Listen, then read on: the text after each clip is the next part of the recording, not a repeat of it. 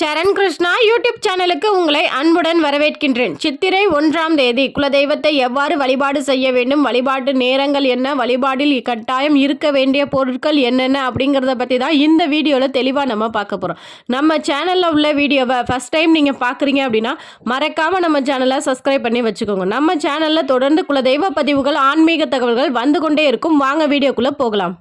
வருடத்தின் முதல் நாள் அன்று நம்ம குலதெய்வத்தை வழிபாடு செய்யும் போது அந்த வருடம் முழுவதும் நமக்கு சிறப்பாக அமையும் என்பது ஒரு ஐதீகம்.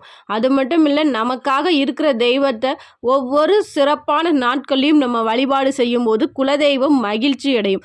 ஒரு வீட்டில் குலதெய்வம் மகிழ்ச்சியாக இருந்துச்சு அப்படின்னா அந்த குலதெய்வத்தை வணங்குற குடும்பம் கண்டிப்பாக அந்த குடும்பத்திற்கு கஷ்டம், குறை அப்படிங்கிறது இருக்கவே இருக்காது. அதுதான் குலதெய்வத்தின் மகிமைகள்.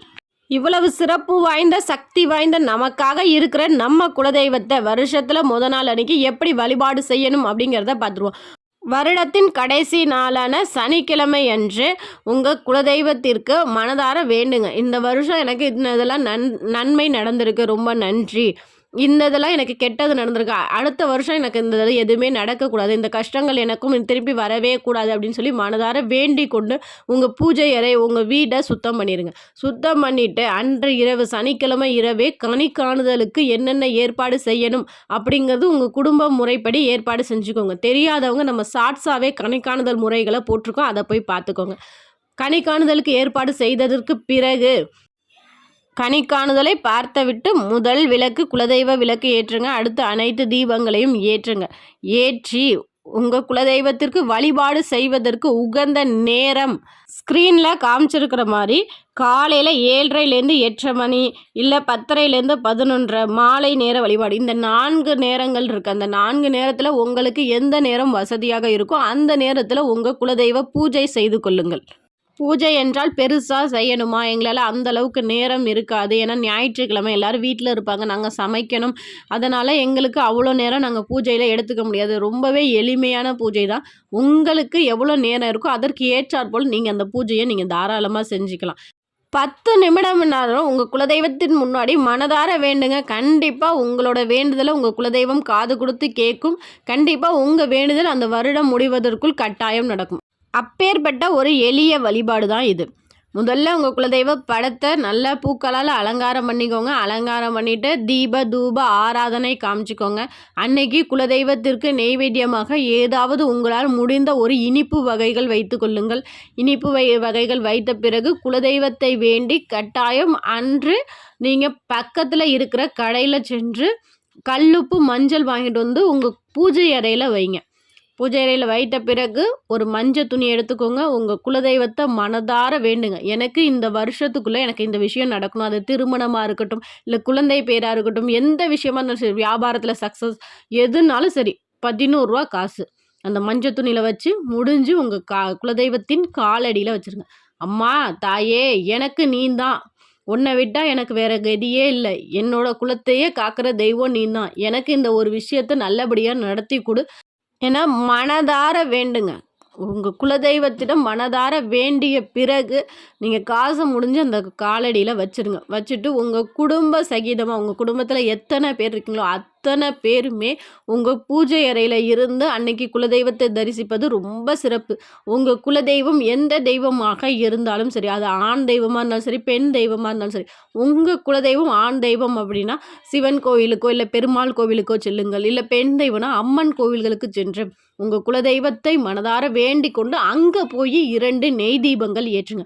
குலதெய்வ எல்லைக்கு என்னால் வர முடியல, என் குலதெய்வத்தை நினச்சி நான் இந்த கோவிலில் நான் தீபம் ஏற்றுறேன், அங்கே என் குலதெய்வம் சந்தோஷம் அடையணும் அப்படின்னு சொல்லி மனதார வேண்டி செய்யுங்க. ஏன்னா குலதெய்வத்தை நினச்சி நம்ம ஒவ்வொரு விஷயம் இங்கே செய்யும் போது அங்கே குலதெய்வத்திற்கு தெரியும், குலதெய்வம் சந்தோஷம் அடையும், என் குலமக்கள் என்னை நினைக்கிறாங்க, என்னை வழிபாடு செய்கிறாங்க, அவங்களுக்காக நான் இதை செய்வேன் அப்படின்னு சொல்லி கண்டிப்பாக குலதெய்வம் உங்களுக்காக செய்யும்.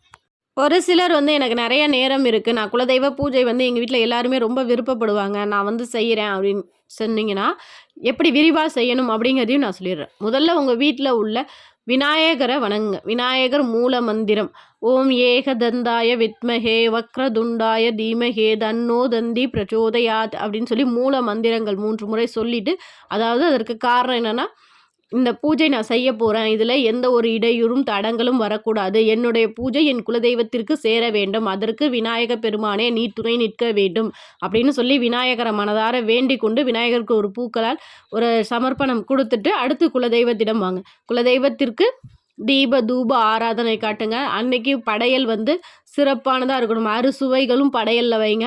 படையலில் வச்சுட்டு உங்கள் குலதெய்வத்திற்கு அர்ச்சனை சொல்லுங்க. அதாவது பூக்களால் அர்ச்சனை பண்ணணும். அது எப்படி செய்யணும் அப்படின்னா, நீங்கள் உங்கள் மனசில் என்னென்ன வேண்டுதல் இருக்கோ குலதெய்வத்திற்கு அப்படின்னு சொல்லி தனியாக மந்திரங்கள், தனியாக ஒரு புரோகிதர் வச்சு மந்திரங்கள் சொல்லணும் அப்படிங்கிற அவசியமே இல்லை. குலதெய்வத்திற்கு குலமக்கள் நீங்கள் சொல்கிறது தான் குல மந்திரம்.